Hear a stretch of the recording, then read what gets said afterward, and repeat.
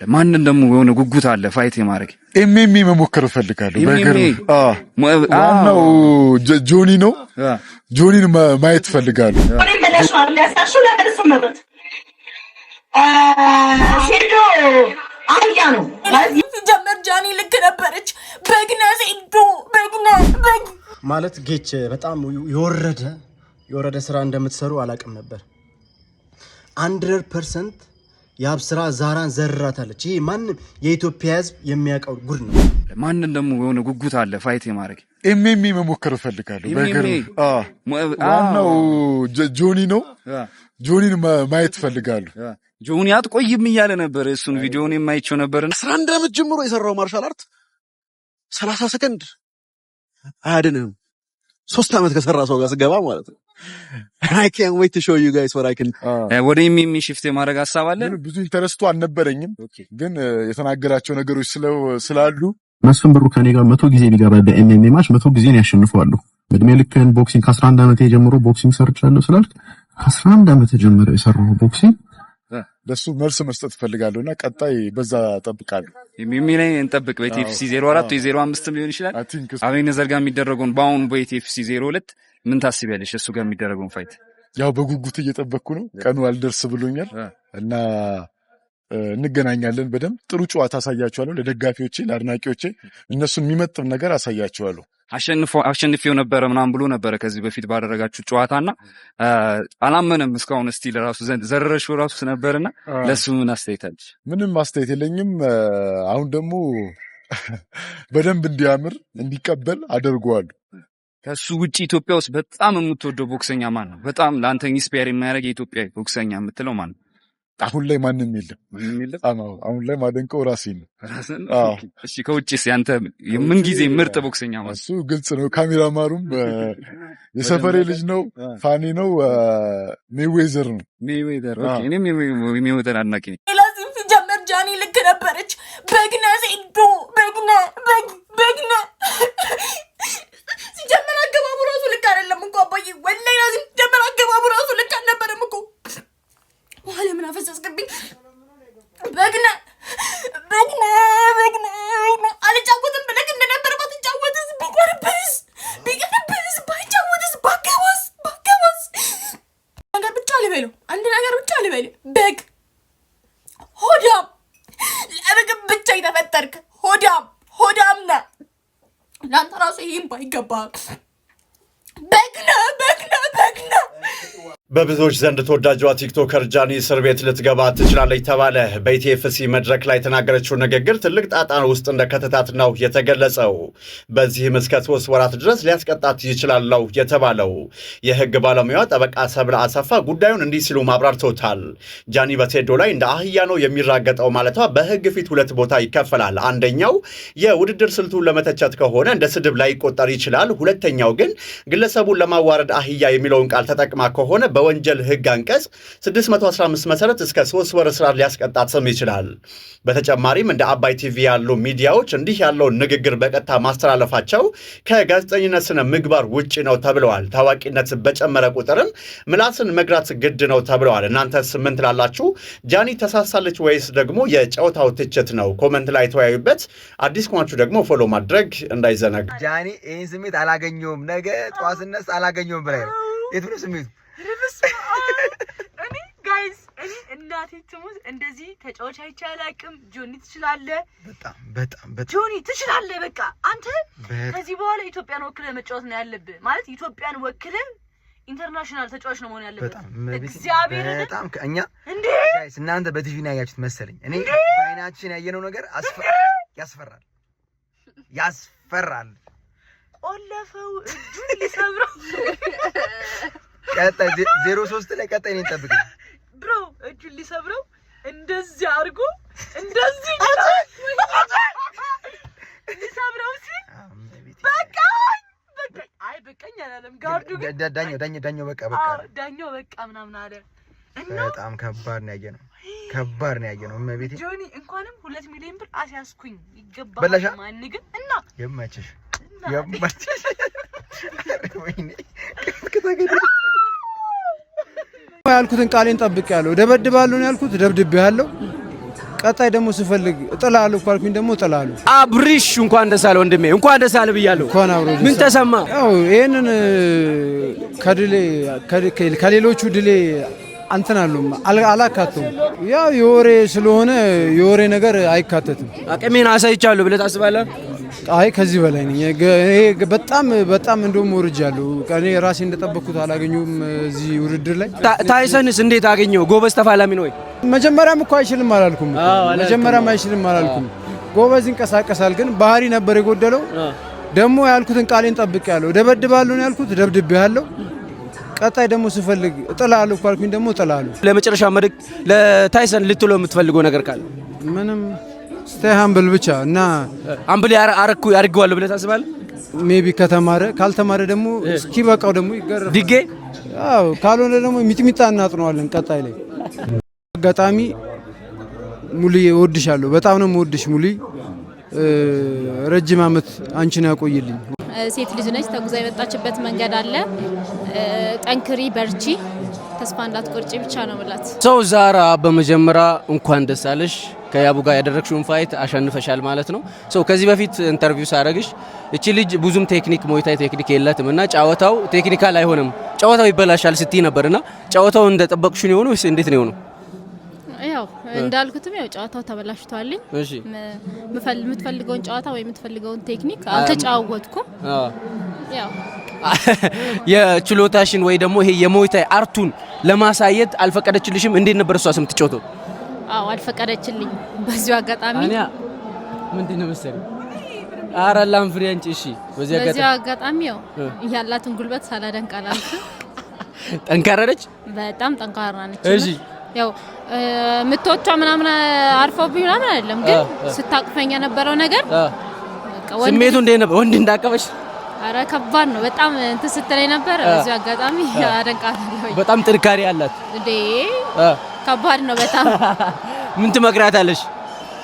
ያው ጉልበቱ እንዳለ ሆኖ የበለጠ ወደ ሞይታይ ውስጥ በደንብ ገብታ የሞይታይን ጨዋታዎችም በደንብ አርት ብትል አሪፍና ቆንጆ ማንም አይችላትምና እንደዛ ብታረግ በጣም አሪፍ ነው። ለሷስ የምታስተላልፊው መልእክት ምን አለ? ይሄ ፋይት ለኔ በጣም አስፈላጊ ነው ብላ ነበርና ምናልባት ተስፋ እንዳትቆርጥና ወደ ኋላ እንዳትመለስ የምትመክሪያት ነገር ይኖራል ብዬ ነው። አው ለኔም ይሄ ፋይት በጣም አስፈላጊ ነበረ። እናንተ ጋር መጥቼ ይሄን አህል ነው ምናምን ብዬ ባላወራ ለኔም በጣም ትልቅ አስፈላጊ ነበረ። አሳክቻለሁ አልহামዱሊላህ። ለሷ ደግሞ ምላት ነገር ሴት ልጅ ነች፣ ተጉዛ የመጣችበት መንገድ አለ። ጠንክሪ፣ በርቺ፣ ተስፋ እንዳትቆርጪ ብቻ ነው ብላት። ማንን ትግጠምላችሁ? ኮሜንት ላይ አሳውቁን። ለትናንትናው ለሴዶ ሽንፈት ይሄ ሰው ያለበት ኤምኤምኤ ማለት እንደዚህ አይደለም። ኤምኤምኤ ማለት ደም አለው። ጆኒ ማለት ኤምኤምኤን ያግማማው ያለ ሰው ነው። ሰው እንዲህ ሰው ላይ ተጠምጥሞ ይወጣል። እስከ 10 ሰዓት የተቀመጥ ነው። እኛ እነዚህ ደም ለማየት ነው እንጂ ያንተን ትግል ለማየት አይደለም። ትግል ላይ ጎበዝ እንደሆንክ እናውቃለን። ጌችም እንደሚወድህ እናውቃለን። ስለዚህ ለብቻ ጁጁ ያዘጋጅልክ እንጂ አንተ ኤምኤምኤ የምትመጥን ሰው አይደለም። አሁን የትናንትናው ቪዲዮ ጆን ጆንስ ቢያዩስ ምን የሚልን ነው የሚመስላችሁ? አታሳፍሩም በእናታችሁ። በቃ ኤምኤምኤ እንደዚህ አይደለም። ኤምኤምኤ ደም አለው። ሰው እንዴት እንደዚህ ቦክስ መሰንዘር የማይችልን ሰው የኤምኤምኤ ተፋላሚ ያደርጓል? እግሩን እስከ ጉልበቱ ማንሳት የማይችል ሰው እንዴት የኤምኤምኤ ተፋላሚ ይሆናል? በጁጁሱ ጨርሰው ልትወጣ ይሁት። እስኪ አሁንም ደግሞ ኩዌሽን ሁዝ ኔክስት መስፍን ብሩ አይጫወትም። አናይም፣ ቢጫወት ራሱ አናይም። ምክንያቱም ለምን ትግል እንደ እባብ እንዲህ መሬት ለመሬት እንትን ስትል ለማየት ነው እስከ 10 ሰዓት የምንቀመጠው። አንተም በሙዋይታይ እንኳን እነሴዶ ዛራ ታሸንፋለች። ምንም በቃ ይቀራል። ጁጁሱ ላይ ብቻ በርታ። ለብቻው ጁጁሱ ይዘጋጅለት እንጂ አንተ ኤምኤምኤን በምንም ታምራት መጥንም። ኤምኤምኤ በቃ ከአንተ በላይ ነው። ኤምኤምኤ ለነሴዶ ለነንቃተ ለነ ኢድሪስ ነው የተዘጋጀው። አንተ ገና ጁጁሱ ላይ ነህ። ጁጁሳ ሆኖን ጋይስ ረቢቅ ሳኒ የሀገራችን ሙዋይታይ ፋይተር ልጁን በመጀመሪያ ራውንድ ዘረረው። እንዴት ነው እንደዛ ያስተኛው? ተኛ። ምን አይነት እንቅልፍ ነው? ምን አይነት ዱላ ነው? ምን አይነት ቡጢ ነው? ነግሬያችሁ ነበረ እኮ መጀመሪያው። አላመኑህም። ብዙ ሰው አያምንም። ከዚህ በኋላ ያምናሉ ብዬ አስባለሁ። ረቢቅ አላመንኩም እስካሁን። የወርልድ 2 ታይምስ ወርልድ ሻምፒዮን እንደዛ በስንት ደቂቃ ውስጥ ነው የወደቀው? አይ ቲንክ 1 ደቂቃ ይመስለኛል። አንቢሊቨብል ጠብቀው ነበረ ግን መጀመሪያ? አዎ እንዴ ተናግሬያለሁ። እየተናገርክም ነበር። አሁኛ ነው እንጂ እንትን ያላረሙ የሚገርም ነው። እንዴት ነው እሺ እንደዛ ልታረገው የቻልከው? ማለት ልጁ ጎበዝ ሆኖ ሳይቀር ሆኖ ነው ወይስ እንዴት እንደዛ ሊያልቅ ይችላል? ኖ ጎበዝ ሆኖ ሳይቀር ሳይሆን እኔ ከሱ በላይ ጎበዝ ሆኜ ነው። እሺ ማን ይችላል አሁን? ከማን ጋር ላቀሳስር? ጌችን ጠይቀው ወደ መለሻው ሊያሳሹ ለእርሱ መብት ሴዶ አህያ ነው ማለት ይጋፋል እንጂ አይችልም። የጃኒ ንግግር በስድብና ማዋረድ ወንጀል ሊያሳስር የሚችል ነው ወይ? እንደቆያችሁ ጠበቃ ስብላ አስፋነኝ የመረጃ ለብዙዎች እንዲደርስ ፕሊስ ኮፒ ሊንክ ሪፖስት አድርጉልኝ። እንግዲህ በትናንትናው ዕለት ኢቲኤፍሲ 2 ውድድር መካሄዱ ይታወቃል። ያን ከዛ ጋር በተገናኘ ጃኒ ሰጠችው የተባለውን ኮሜንት በአባይ ቲቪ የተለቀቀ ነው ተብሎ ብዙ ሰዎች ልካችሁልኝ ይሄ ነገር ከህግ አንጻር እንዴት ይታያል፣ እንደው ሌሎችም እንዲማሩበት አንድ ነገር ብትይ ብላችሁኛል። እንግዲህ በንግግሩ ሁለት አይነት ስለ ንግግሩ ሁለት አይነት አመለካከት ነው ማየው። በአንድ በኩል እንደ አህያ ነው የሚራገጠው፣ የሚጠቀማቸው ቴክኒኮች የመጋፋትና የመረጋገጥ ስለሆነ ሊያሸንፍ አይችልም ብዬ ነው ብሩን ያስያዝኩት ነው የምትለው ነው። በሌላ መልኩል ደግሞ አህያ ብለዋለች የሚል ነው። እንግዲህ የርግቷ ከአውዱን በምናይበት ሰዓት ከኮንቴክስቱም አንጻር የችሎታውን የጆኒንና የሴዶን የማነጻጸር ይመስላል እና እንደ አህያ የሚል አይነት አገላለጽ የተጠቀመች ነው የሚመስለው። እንደ አህያ የሚል አገላለጽ ከሆነ በቀጥታ ስድብና ማዋረድ ላይሆን ይችላል። እነኚህ ሰዎች ፐብሊክ ፊገር ናቸው። ውድድሩም ፐብሊክ በመሆኑ በዛ አግባብ የተሰጠ ኮሜንት አስተያየት ነው እና ኢንቴንሽናሊ የልጁን ክብርና ስም ለማዋረድ አይደለም፣ ወንጀል አይደለም ሊባል ይችላል። ነገር ግን ሴዶ አህያ ነው የሚል በቀጥታ እንደዚህ የልጁን ክብር የሚያዋርድ አይነት ቀጥታ የሆነ አህያ ነው የሚል ቃል ተጠቅማ ከሆነ ግን ይሄ ነገር ምንም በኢፌዴሪ ወንጀል ሕግ አንቀጽ 615 መሰረት እንደ ስድብና ማዋረድ ተቆጥሮ በቀላል እስራት በ3 ወር ድረስ ሊያስቀጣ የሚችል ነው። እንዲህ ያሉ ድርጊቶች እንግዲህ እንደ ጃኒ ይህንን ተግባር ፈጸሙ የሚባሉ ሰዎች ለምሳሌ ጉዳዩ ወደ ህግ ቢሄድ በይፋ ይቅርታ በማለት የወንጀል ተጠያቂነቱን ማስቀረት ትችላለች። እንዲሁም ደግሞ ሴዶ ይህንን ነገር ሲሰማ ለምሳሌ ወጥቶ ተመጣጣኝ የሚባል የአጸፋ ምላሽ የሚሰጥ ቢሆን ፍርድ ቤቶች ይህንን ከግምት ከተው እሷ እንዳትጠየቅ ሊያደርጉ ይችላሉ። ዋናው ነገር ግን ምንድነው በደንብ ታዋቂ የሆንን የህዝብ ተደማጭነት ተጽዕኖ መፍጠር እየጀመረን ስንሄድ በሚዲያ የምናደርጋቸውን ንግግሮች መጠንቀቅና ማስተዋል ይገባል። ሌላውን ብዙ ወጣቶችም ይህንን ነገር ስለሚከታተሉ እንዲሁም ደግሞ አባይ ሚዲያም ይህንን ነገር መቁረጥ ይቻል ነበረ። እንደዚህ የሰዎችን ክብር ሊያዋርድና ሊነካ ይችላል የሚባሉ ንግግሮችን ሳይቆርጡ በቀጥታ መልቀቅ የሚዲያው ኢቲክስም ጥያቄዎች ሊከት የሚችልና ልጅቷንም ላላስፈላጊ ውዝግብና ሌላ እንትኑስ የሚከት ስለሆነ በዚህ መልኩ ሊታይ ይችላል እና ተገቢውን ጥንቃቄ እናድርግ። መሰል ጠቃሚ መረጃዎችን ታገኙ እና አካውንቴን ይከታተሉ። አመሰግናለሁ። ሁላችሁንም ከቃሌ ለኝ ማርያምን ሁላችሁንም በጣም ከምገልጸው ከጠበቁት በላይ ያገኙ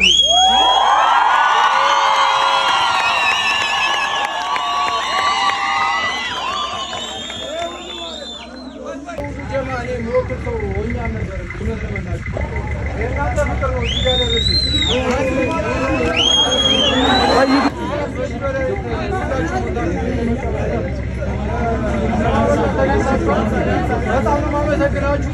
ከዚህ በኋላ ደግሞ ኃላፊነት እንዳለብኝ ነው የተሰማኝ። መጀመሪያ ውድድሩ ለእኔ በጣም ቀላል ነበር። የሰውን አስተያየትና የሰውን ሁኔታ ሳይ ደግሞ በጣም ከብዶኝ ነበር። እውነት ለመናገር ውድድሩ በጣም ከብዶኝ